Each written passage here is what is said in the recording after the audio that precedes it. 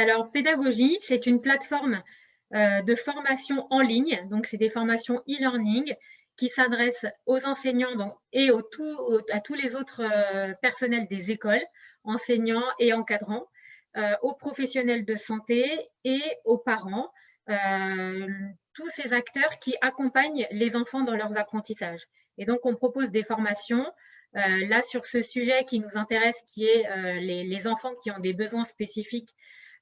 C'est de proposer des formations à chacun de ces acteurs pour apprendre ce qu'est par exemple le TDAH, apprendre ce qu'est la dyspraxie et les différents troubles des apprentissages qu'il peut y avoir, comment les détecter, comment les prendre en charge ou tout simplement sensibiliser et savoir orienter quand on est enseignant, savoir orienter les parents vers les bons professionnels de santé.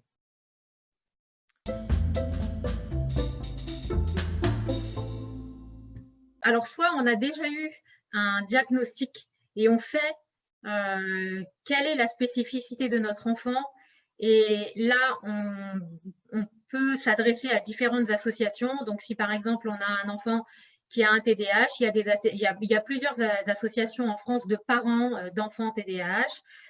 TDAH parce pareil, TDAH France. Il y a également Stéphanie Jacquet qui a créé une association qui s'appelle TDAH, l'égalité des chances pour tous.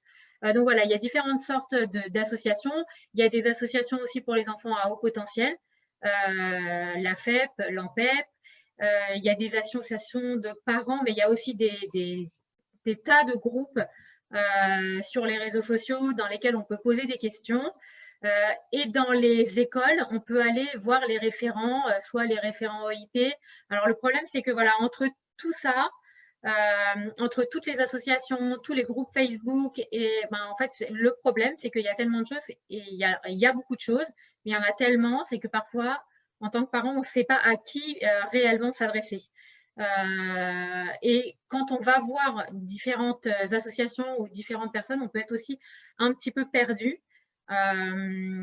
Et donc, forcément, on se balade de l'une à l'autre pour essayer d'avoir des réponses. Et en plus, on n'a pas forcément les bonnes réponses. C'est ça qui est un petit peu compliqué quand on est parent. Donc, je dirais que vraiment, c'est à partir du moment où on a eu le diagnostic, c'est d'essayer de faire un travail d'équipe pour essayer de ne pas trop se disperser. C'est de faire un travail d'équipe entre le professionnel de santé qui a fait le diagnostic, le neuropsychologue ou l'orthophoniste, et de les mettre en relation avec les enseignants ou l'enseignant si c'est un enseignant du primaire, et de travailler en équipe, les trois ou les quatre, enfin, voilà, les parents plus les professionnels et les enseignants, parce que sinon on se disperse trop. Et d'aller après effectivement recueillir des informations ici ou là sur Internet, c'est bien, ou d'avoir vraiment, quand on a besoin d'un référent ou d'une association, de les contacter et de contacter le référent de sa région, mais vraiment d'essayer de ne pas trop se disperser pour avoir les bonnes réponses. Parce qu'en fait, plus on se disperse et moins on a de bonnes réponses. Il peut y avoir comme ça des mauvaises prises en charge.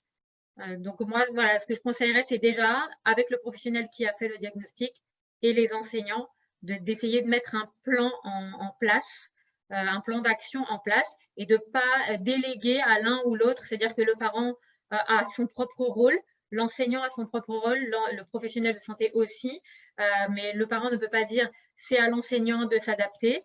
Le parent a des choses aussi à faire à la maison, il doit apprendre aussi comment fonctionne son enfant pour pouvoir l'accompagner, gérer ses apprentissages à la maison également. Donc c'est vraiment un rôle pour chacun d'entre eux.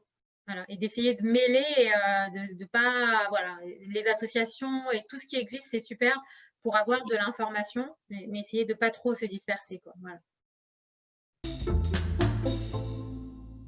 Encore une fois, c'est pareil pour les enseignants que pour les parents. Ça dépend si le diagnostic a déjà été posé ou pas.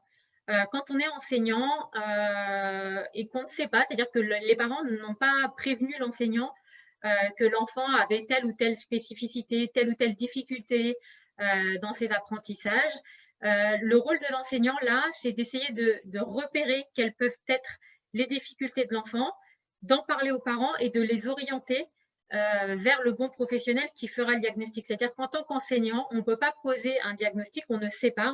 D'abord, un diagnostic de spécificité comme ça d'un trouble d'apprentissage, c'est un médecin qui le pose après un bilan neuropsychologique. Donc, le rôle de l'enseignant là, c'est de repérer s'il y a une difficulté, d'en parler aux parents et de l'orienter vers les bonnes personnes. Là, le diagnostic pourra être posé. Et donc, une fois que le diagnostic est posé, en général, encore une fois avec ce travail d'équipe, mais c'est le professionnel de santé qui donne les aménagements, qui préconise les aménagements à mettre en place. Simplement, c'est vrai qu'il est compliqué quand on est enseignant, quand on a plusieurs enfants dans la classe, on en a 30 enfants dans la classe et que maintenant même parmi ces 30 enfants, on en a plusieurs qui ont des besoins éducatifs particuliers. C'est compliqué de mettre en place des aménagements pour chacun. Donc en fait, c'est d'essayer de voir, de différencier un petit peu sa pédagogie en amont, mais en fait, peut-être pour tous les enfants, ce sera bénéfique pour tous les enfants, pas seulement pour ceux qui ont des spécificités. Voilà. Après, il peut y avoir des aménagements bien particuliers à mettre en place, comme un ordinateur, comme des enfants qui ont besoin de s'asseoir sur un coussin ou d'avoir un pédalier. Ou, voilà. Il y a des petites préconisations, mais qui ne demandent pas beaucoup ça ne demande pas beaucoup d'investissement de la part de l'enseignant, c'est juste des petits outils à mettre en place et qui déjà vont faire de grandes choses et qui vont le décharger dans la prise en charge de l'enfant.